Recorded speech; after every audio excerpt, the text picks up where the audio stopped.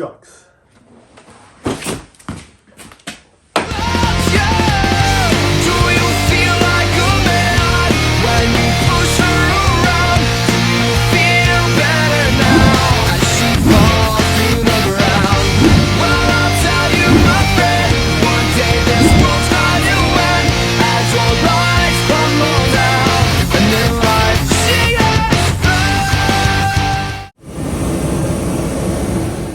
Alright, so what's up everybody? It's your boy CorkyCanStunt here, and we're back with another YZ build video. And in today's video, we're going to be putting a top end in my YZ. And currently I have no new parts sitting next to my laptop here. I also have a Rocky Mountain ATV MC video pulled up here on how to rebuild a YZ250 two-stroke. I don't totally know what I'm doing, which is pretty on par for the course of my videos. This is going to be the first time this bike has gotten a top end by me. I have now owned this bike for 3 years, but in the previous video we put on this Electron carburetor. As well as that, we got the bike street legal. Pretty sure I could do this without a video. I'm gonna have it linked in the description if you guys are wanting a more detailed video on how to do this. Let's get it.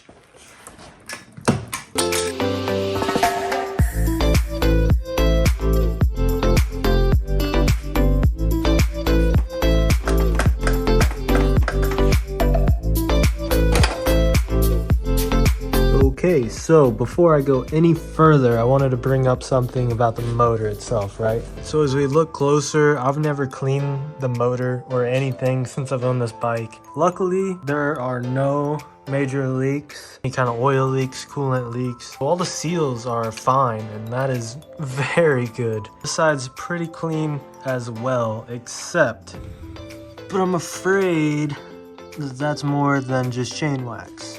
It's an honorable mention that I think my shift shaft is starting to lose the threading here.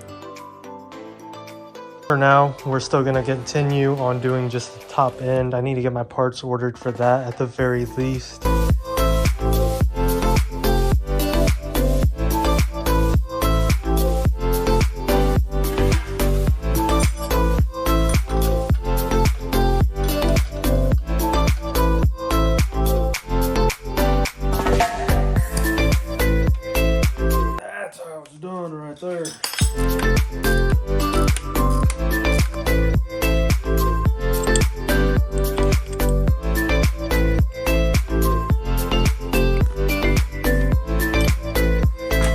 Check out how the spark plug looks. I'm pretty interested after having the Electron on here, having issues with it and having to figure out where the adjustment is again. Spark plug might be able to tell us everything. Pretty clean.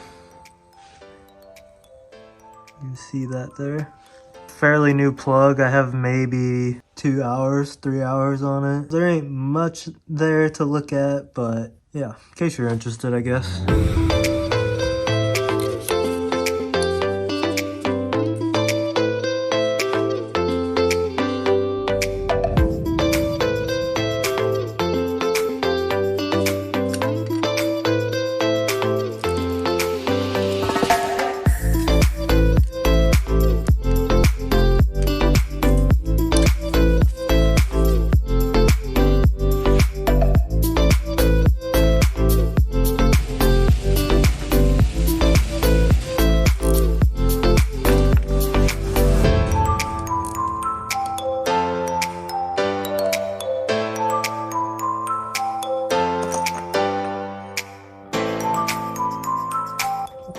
Right off the bat, I'm seeing what I don't like.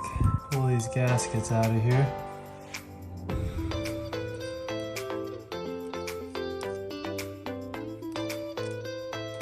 Man, that already doesn't look good.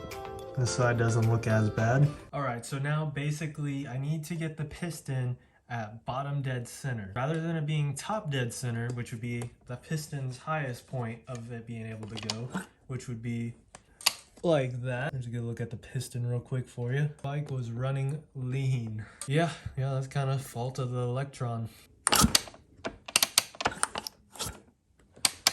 From what I can tell, that looks like the lowest point right there. The purpose of getting the piston at bottom dead center is to give us plenty of room to be able to pull that cylinder up and out without getting in the way of the frame. So I'm gonna go ahead and remove the cylinder. All right, so a little bit of an update. I've had to make my own wrench. I had to grind this one down quite a bit. Made it a hell of a lot easier just doing that. Just to get to both this nut and the other nut on the exhaust side. I think the jug's ready to come off, so. Gotta knock her loose a little bit.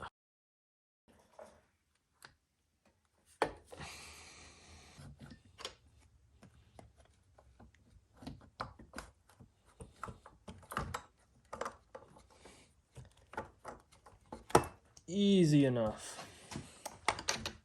I was making that harder than it really was. I just needed to hold on to the piston on the other side while I was pulling on the cylinder. And yeah, made it a hell of a lot easier. Shove some towels down in here just to keep anything from going into the bottom end, because that is somewhere I really don't want to go right now.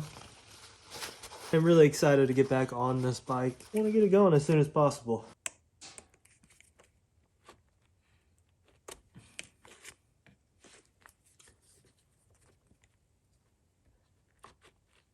Piece by piece, I've got the circlip out. It's not the recommended way to take it out. So time to get that wrist pin out of here. The piston's ready to come out.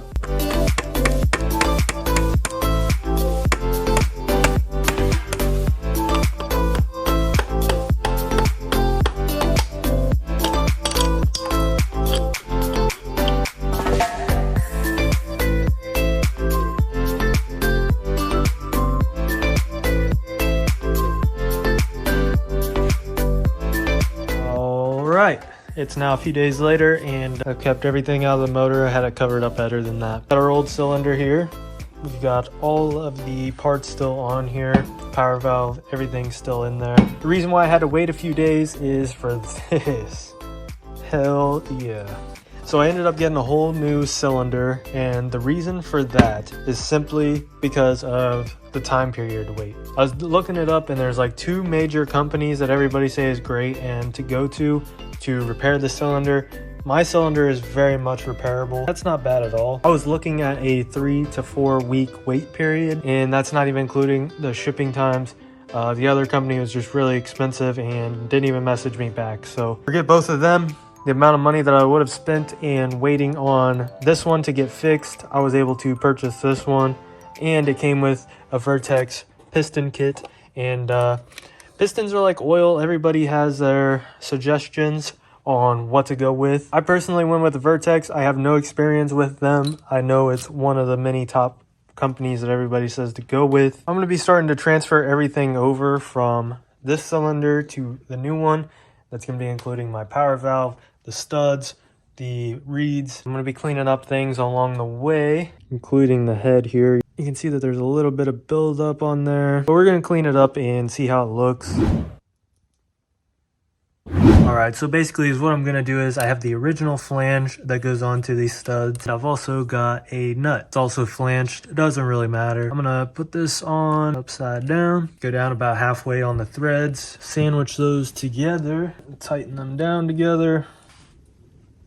I just spent a little bit of time off camera trying to go ahead and get my studs off. I sprayed some grease on them. That's what this liquid is that you see around the sides. I'll let that sit for a minute. Let that grease work in before I accidentally strip something out. Power valve and the reeds on the other side.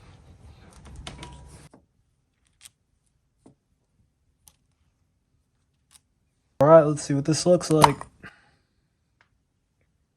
That is pretty beat.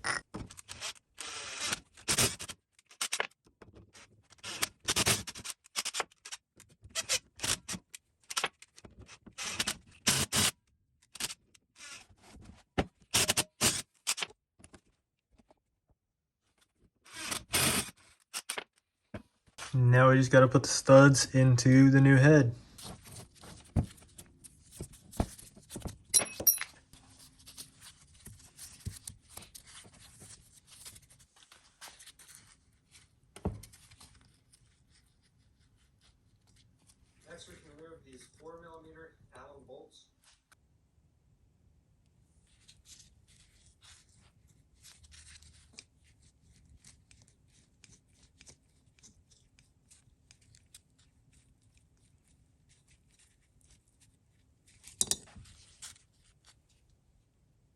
Something I wanted to tell you about these barrel valves whenever you're pulling these out, something that makes it a lot easier is grabbing a pick.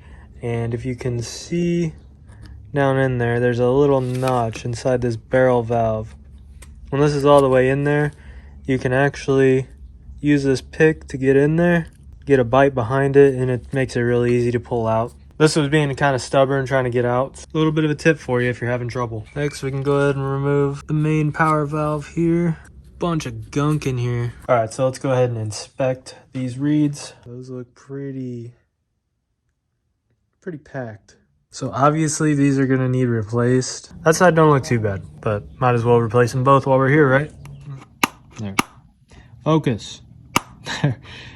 Everything looks good out here. Throw that bad boy right back in. All right, so cylinder head is pretty much ready. We got fresh reeds in there. Studs are all mounted. Got my 7mm bolts put in rather than the Phillips. I did that quite a few places around on here. First of all, we need to clean up all this gunk. There's a little bit of the gasket left over front and back here. I'm gonna try to clean up a little bit of this oil that's left behind right here. As well as that, I wanted to show you, as you can see here, no up and down play, as you can see here.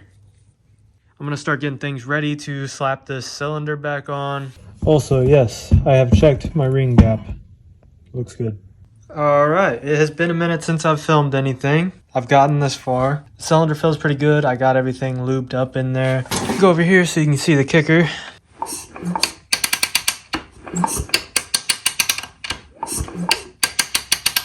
I had a little bit of trouble trying to get the rings seated. I was trying to compress them as I was dropping the cylinder on here. Pretty sure that they stayed in place of where they needed to be in the little locker. And I feel pretty good about it. It's not really something I can double check without taking it off. But then if I take it off, I'm just right back to where I am now. So I'm not sure what happened to this little clip that goes on here. See, the power valve goes onto here. That's something we can always worry about later. We've got new seals and everything. I got a new spark plug that I'm going to be throwing in it.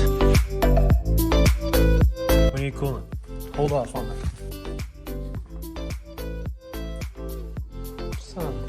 That's probably good for now. I also need an exhaust. I need to quit getting ahead of myself here. We got exhaust on. It's got fuel. We got air. Intake's all hooked up. Put a new hose on for the breather.